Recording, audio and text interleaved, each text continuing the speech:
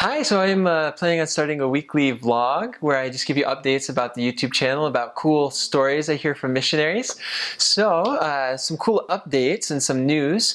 At the beginning of this week, I did a shout out on email, on our email newsletter list, and also on Facebook. And we had a great response. So far, we've set up about 20 interviews with returned missionaries who served in different countries that we don't have any content up for yet.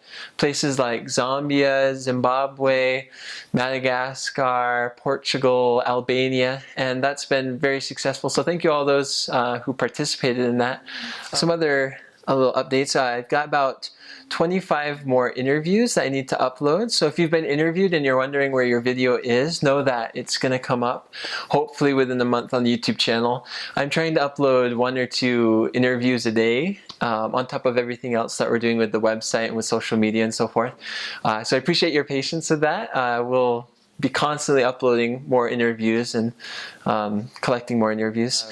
Also, another cool thing that I learned about this week is a website called Patreon. It's spelled Patreon, like patreon.com.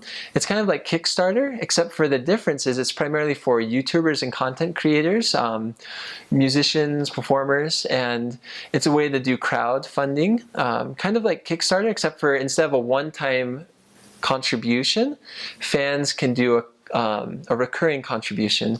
So instead of it being just, $5 one time, you could set it up so you can contribute $1 a month to support someone. And we're thinking that we might give that a try with our YouTube channel. As some of you might know, we don't make a ton of money. We currently make, maybe $900 a month. Eventually we're going to need to make a little bit more than that. And so we're thinking of doing a Patreon campaign, and we'll let you know more about that as that gets closer, if you're interested in participating with that. So yeah, some cool stories from this last week. They all kind of revolve around the idea of the Spirit and how the Spirit works through missionaries, and that the gifts of the Spirit are real. So the first one comes from the Portugal Lisbon mission. Daniel, he served there, and I thought his story was really neat. So he was at a zone conference, and his mission president, he called and asked the elders, whose area is this? And it was Daniel's area, his and his companions. And so the mission president calls them over, and he points out the window, and he says, "There's someone in that apartment building over there who's ready for the gospel right now. And if you go there tonight, you'll find them, and in less than a month, they'll get baptized." And so after zone conference, they're really excited, to go and meet whoever it is that's prepared for the gospel. And they go there, and they go to the building that they thought the mission president pointed to. They knock the entire thing, but not a single door opens to them. In fact, Daniel said that the people closed the door and were kind of a little bit more rash and a little bit meaner than usual. I guess in Portugal, often the culture isn't as open as in some cultures. Anyway, they knocked the entire building, not a single door lets them in, and it's starting to get late. They're going to, have to head back to their apartment to be back by curfew by 9 p.m. And Daniel's starting to feel discouraged, tired. It's been a long day. He's ready to go back. And then right in that last moment of the day, he sees his companion kind of run off, and he looks over at him, and he sees that there's a guy, a young 24-year-old African, who's leaving the car, heading into that apartment complex. They stop and talk with him, and that man, he let them in, and he had this first lesson. And Daniel said it was the most golden investigator he had had in his entire mission. And so they went that day, and then the next day they had the second visit. And surely enough, in less than a month, he was baptized and has continued as a faithful member. And I really like this story for 2 reasons. I really like how it teaches that mission presidents are inspired of God, that they can receive revelation for the mission that they preside over, and that their promises are real, and that the promises of any of our church leaders and any promises that come from God will be fulfilled as long as we do our part in faith. And the other principle I like that teaches is that, Heavenly Father, those promises that He gives us, they won't always happen when we anticipate that they'll happen. Often they could even happen at the very last moment possible, is when they could be fulfilled. It reminded me of an experience I had on my mission to Argentina where I set a goal And I was really excited for it. I prayed about it. I felt good about it. I tried very hard.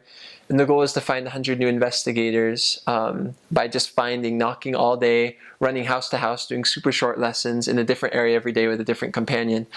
And in that experience, to make a long story short, we reached the goal of getting 100 new investigators at 8:59 p.m. Sunday night. And anyway, I just think it's an interesting, powerful principle to think, if the Lord's given you a promise or anyone else a promise and it hasn't been fulfilled yet, to not give up hope, because it could be in that very last moment possible when the Lord pulls through and fulfills that promise. So that was the first story. Second story I really liked was from Sierra Leone, the Freetown mission. Ethan served there.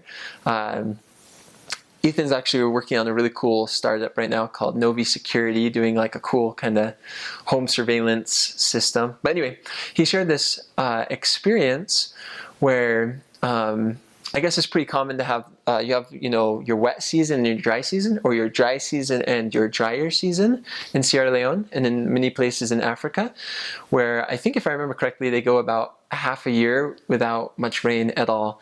And it was during one of these droughts where it had been, I think, several months that they didn't have any rain. And because of that, they would have very limited water supply. They'd have to bathe, with just a little bit of water, that they buy off the streets and bathe with that. And they was getting to the point where they didn't have enough water to bathe and so forth. And so they were feeling super hot and sweaty and really gross. And it was getting to the point where they could run out of their water supply. And it kind of dawned on Ethan, why haven't I prayed? The thought came to his mind, I should be praying about this, And so he and his companion decided that they were going to pray, and so they knelt down and they prayed for help, expressing their situations to the Lord, that they were running out of water and that they needed water. And after they got up, his companion, I think he was from Nigeria, he was a man of great faith, and his companion gets out the apartment and he lines buckets alongside the ground under the gutters outside, as if to collect rainwater. And when they put out the buckets, they look all around and there's no clouds in sight, no rain clouds in sight.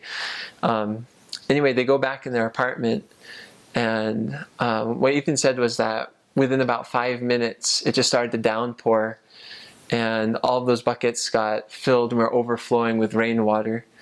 And it was just a tender experience for him.